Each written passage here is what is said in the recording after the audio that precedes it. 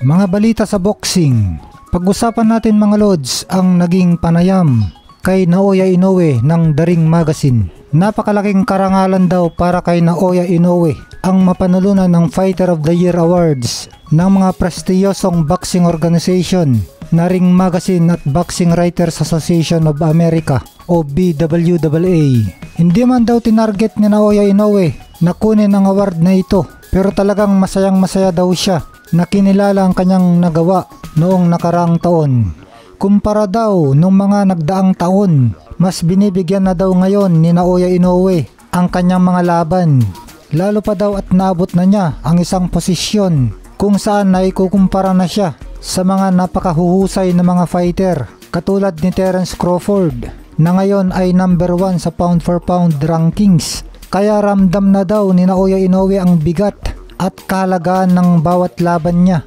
Nakaka-pressure daw ito, pero pressure na magandang idinudulot kasi nagiging motivation daw ito para sa kanya.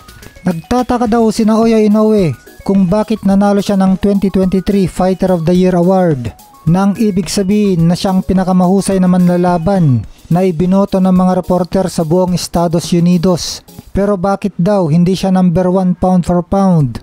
Sa buwan ng Hunyo, gaganapin ang award ceremony sa New York City sa kanyang pinanalunang Fighter of the Year Award 2023 ng The Ring Magazine. Natatawa namang sinabi ni Naoya Inoue na kinakabahan daw siya dahil daw magbibigay siya ng speech sa salitang Ingles at yun daw ang pinaka-inaalala niya.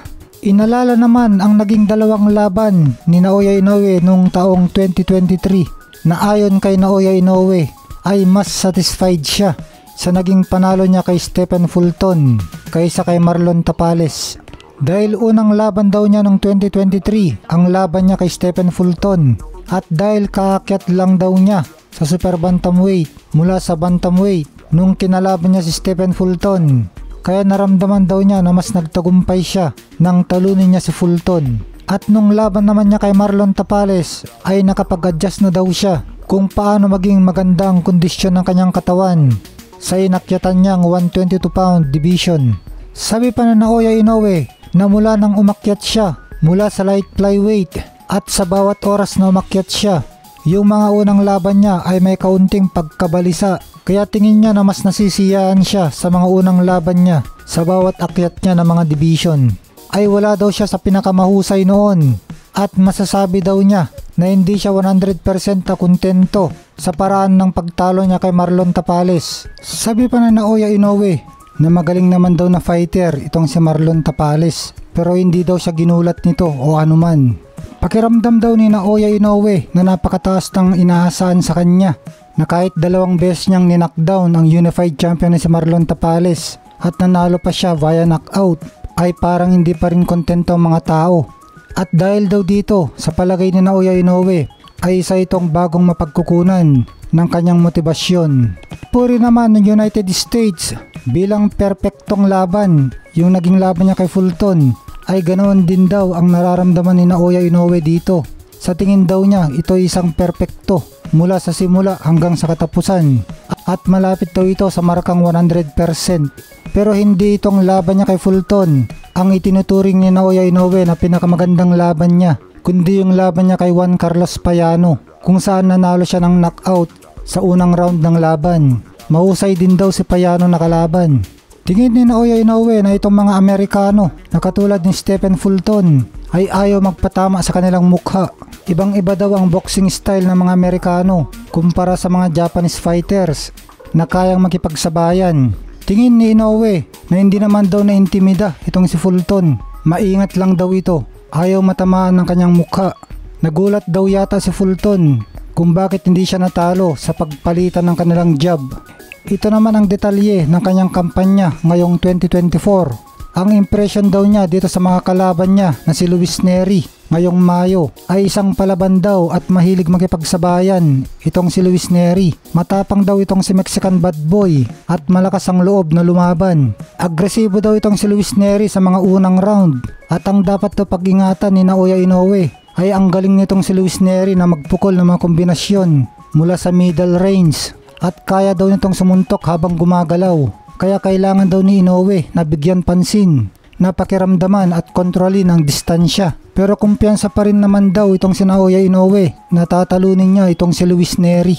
Mahirap daw humanap ng sparring partner na katulad ni Luis Nery, kaya image training at repeated practice ang mga importante daw na gagawin niya sa kanyang paghahanda. Magre-react at mag-adjust na lang daw siya dun mismo sa laban. Tungkol naman daw sa katawan ni Luis Nery at kanyang kakayahan na tumanggap ng magandang body shot, ay kung ang isang suntok daw ay dumapo sa tamang oras, ay kahit sino daw ay maaaring bumagsak. Maaari daw itong maging isang kahinaan para sa sinuman, hindi lamang kay Nery.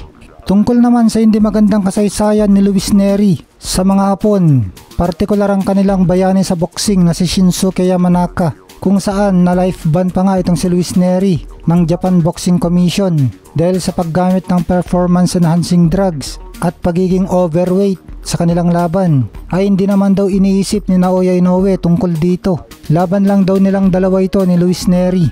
Wala daw itong kinalaman sa mga nakaraan. Kaso lang daw, tuwing mababasa niya ang mga interview ni Luis Nery sa social media, ay lagi daw nitong binabanggit ang kanyang laban kay Shinsuke Yamanaka. Kaya kung hahalongkatin daw lagi ni Luis Nery ang mga istorya ng kasaysayan, ay isaalang-alang daw ni Naoya Inoue ang damdamin na yon sa kanilang laban. Mananatili pa daw si Naoya Inoue sa 122 pound super bantamweight division na mga 3 laban. Pero kahit nabanggit ng interviewer ang ating pambato angas ng Pinas, Janriel Casimero, ay hindi naman ito binanggit ni Naoya Inoue na potensyal niyang makakalaban.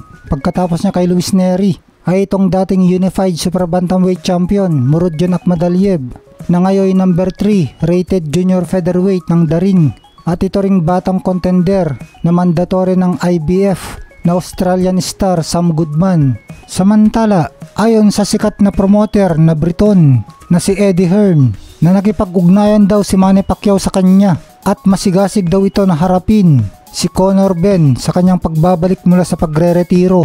Kamakailan nga lang ay inanunsyo na ni Manny Pacquiao na lalabas siya mula sa kanyang pagkaretiro, at nabanggit pa nga ng kanyang international matchmaker na si Sean Gibbons na ang target nilang makalaban ay itong sina Conor McGregor, Ryan Garcia o Gervonta Davis. Pero ngayon nga, inilipat na ni Pacquiao ang kanyang atensyon kay Conor the Destroyer Benn.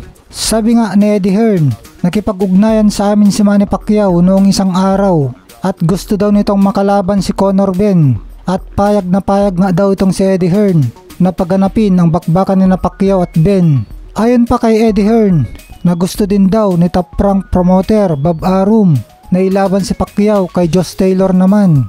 Pero tingin naman ni Eddie Hearn na mas magandang makalaban ni Pacquiao si Conor Benn kaysa kay Josh Taylor, dahil tingin niya na mas mahusay si Conor Benn kaysa kay Josh Taylor. Pero sa ngayon daw ay nag-alok na itong si Eddie Hearn kay Gervonta Tank Davis, na tingin daw niya ay isang malaking alok para sa laban nila ni Conor Benn. Gustong gusto daw ni Conor Benn ang laban. Kinukulit na daw siya ni Conor Benn para baganapin na ang laban mula nung binas siya ni Tank Davis sa social media. You know, Manny Pacquiao contacted us the other day. Pacquiao? He's contacted us for the fight, his people. So, you know, I don't think there's many that aren't calling out Conor Benn. We'd make that fight for Conor Benn against 45-year-old Manny Pacquiao. Yep, absolutely. Bob Arum was talking about him fighting Josh Taylor yesterday. Yeah. So, I mean, was Conor Benn better than Josh Taylor? I think so. But, you know, Josh Taylor is an undisputed world champion. So, ito naman mga Lods, panoorin natin ang pangatlo at latest fight ng anak sa labas ni Manny Pacquiao na si Eman Bacosa Pacquiao, kung saan nanalo siya via TKO sa round 3 kontra Gerson Baclohan.